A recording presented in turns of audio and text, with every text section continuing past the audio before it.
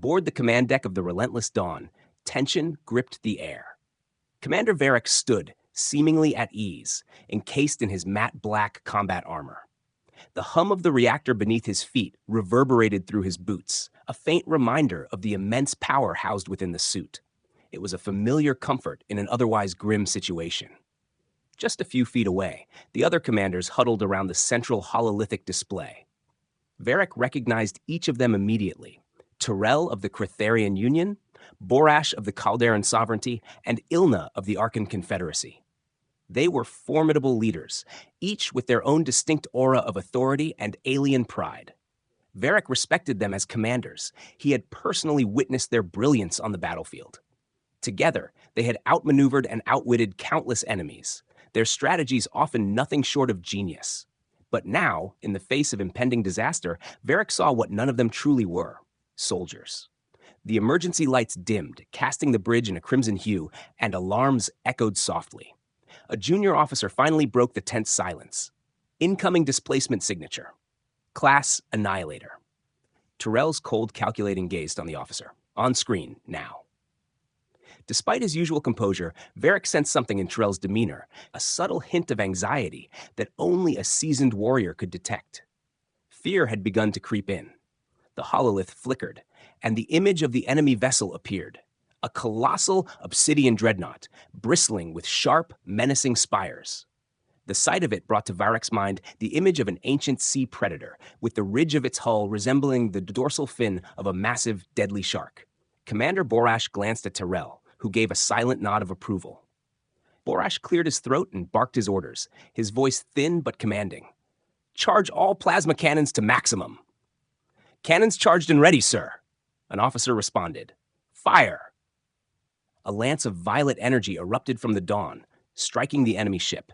The display blurred as the sensors struggled to process the intensity of the discharge. For a fleeting moment, the crew cheered, but the celebrations were short-lived. "No significant damage, Commander," the sensor officer reported. "Enemy shields are holding." As the image sharpened, Commander Ilna rushed forward, her voice quivering with rage. "Full barrage! Tear them apart!" The bridge shuddered with the force of repeated plasma cannon fire. Varek, activating his private comms, addressed his regiment's captain. "Captain Jorn, is the battalion ready?" "We're ready and waiting for your signal, sir," came the reply. On the bridge, the commanders' voices rose, their argument growing more heated. The enemy ship was closing in, and desperation was setting in. Their long months of failure were catching up to them, and now, in the face of a final defeat, they were starting to unravel. Varek cleared his throat, cutting through the commotion. The alien commanders fell silent, turning toward him. Varek didn't need to speak. He rested his hand on the hilt of his sword, his expression calm but firm. His meaning was clear. "I need your approval," Varek said. "This strategy hasn't been sanctioned by the Council." The three commanders exchanged wary glances. He knew their hesitation. The Galactic Council had grown increasingly wary of humanity, viewing them as violent, unpredictable.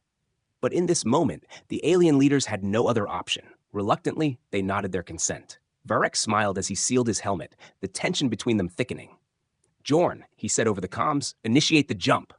"It's about damn time." "Perspective." "Captain Jorn." "About damn time." Jorn muttered with a smirk, switching to his squad's channel. "All right, boys, get ready. It's jump time." Cheers and gruff laughter filled the comms as they prepared for teleportation. The countdown began in their helmets. 5, 4. "Drinks are on me when we get back," Jorn quipped. "You buying, sir? Must be a special occasion," one of his men joked. 3, 2. "Good hunting." "Hurrah!" The world blinked out as they were ripped through space. In a heartbeat, Jorn and his men materialized aboard the enemy ship, their power armor tearing through any unfortunate matter in their path. His heart pounded, but his training took over. He scanned the hangar where they had arrived. They were fortunate. No immediate opposition awaited them. Lucky us, Jorn thought, but he knew their luck wouldn't last. With a burst from his armor's thrusters, he directed his descent, crushing an unfortunate crew member beneath him. Without hesitation, Jorn accessed his tactical display, quickly noting the status of his squad. A few red marks indicated losses, but most of his team had made it. No time to dwell on the dead. His gun was already up, and he and the others who had landed nearby swiftly moved through the hangar, eliminating anyone not marked as friendly. Jorn's smile widened as the chaos of battle unfolded. Perspective. Aboard the Relentless Dawn, moments earlier, in the teleportation chamber, deep within the ship, the power systems hummed as they funneled energy to the teleport array. The room was filled with the Terran Marines, 300 strong, clad in armor designed for one purpose: war. Varek stood at the helm, watching as the technicians confirmed the coordinates within the enemy ship. The Marines were ready. Coordinates locked, initiating jump sequence. A flash of light, and the room was empty.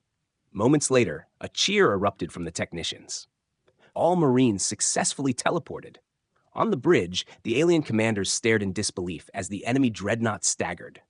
Its shields flickered and collapsed. The plasma cannons fired again, this time striking the hull, tearing chunks from the ship and sending debris spiraling into the void. One of the officers called out, "Hold fire! Our Marines are aboard the enemy vessel. Continuing bombardment could endanger them." The commanders, still in shock, watched as the once mighty dreadnought began to drift, crippled and dead in space. Though it had taken immense punishment, the internal damage was what mattered now.